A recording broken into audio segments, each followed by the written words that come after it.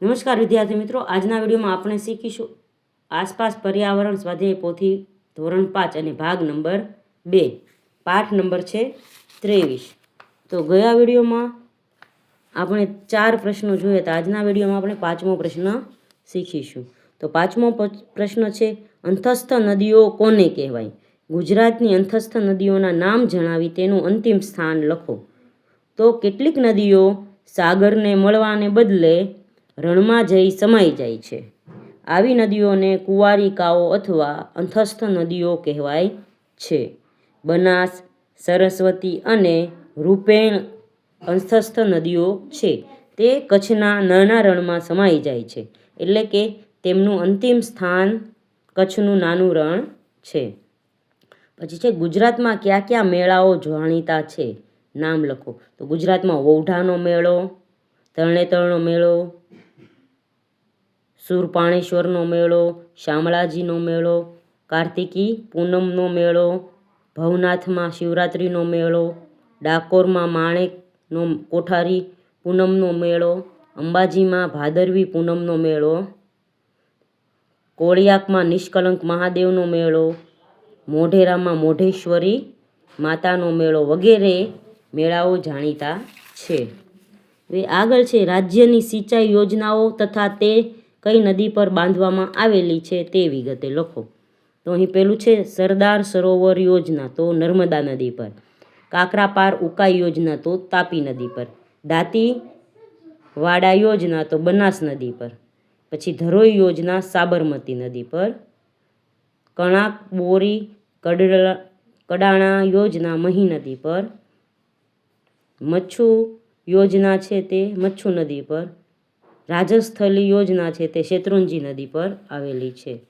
પછી અમૂલ ડેરી, તો અમૂલ ડેરી છે તે આણંદમાં, દૂધસાગર ડેરી મહેસાણામાં, મધર ડેરી ગાંધીનગરમાં, ગોપાલ ડેરી રાજકોટમાં, બનાસ ડેરી પાલનપુરમાં, સાબર ડેરી હિંમતનગરમાં.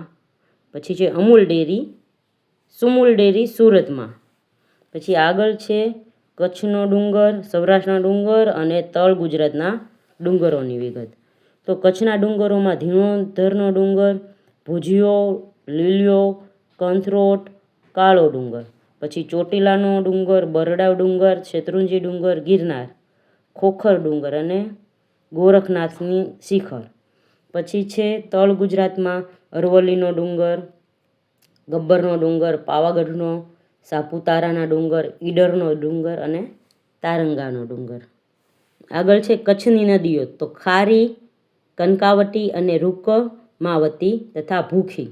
પછી સૌરાષ્ટ્રની નદીઓ મચ્છુ નદી, ઓઝન નદી, ભાદર નદી, ધાતરવડી નદી, ફુલઝર નદી, શેત્રુંજી નદી અને ભોગાવો નદી. પછી ગુજરાતની અન્ય નદીઓમાં સાબરમતી, બનાસ, તાપી, કીમ, મહી, મીંઢોળા અને નર્મદા નદી. પછી આગળ છે જોવાલાયક સ્થળો, તો એ રણછોડ રાયનું ભવ્ય મંદિર, તો ખેડામાં. મોઢેરાનું સૂર્ય મંદિર, તો મહેસાણામાં. ગલતેશ્વર, તો ખેડામાં. પછી પાવાગઢ પર્વત પંચમહાલમાં. અડાલજની વાવ ગાંધીનગરમાં. નારેશ્વર, તો વડોદરામાં. પછી સોમનાથ મંદિર ગીર સોમનાથમાં. આશાપુરા માતા, તો આણંદમાં. પછી રાણીની વાવ, તો પાટણ. સ્વામિનારાયણ અક્ષરધામ ગાંધીનગર. શામળાજી મંદિર, તો અરવલ્લી. નિમેટા ગાર્ડન વડોદરા. કબીરવડ, તો ભરૂચ. તિથલ વલસાડ. દ્વારકાધીશનું ભવ્ય મંદિર, તો દેવભૂમિ દ્વારકામાં. નારાયણ સરોવર કચ્છમાં. પછી આગળ છે વર્ગીકરણ કરો, તો અહીં રવિ પાકમાં આવશે ઘઉં, જીરું, વરિયાળી, એરંડા, તમાકુ.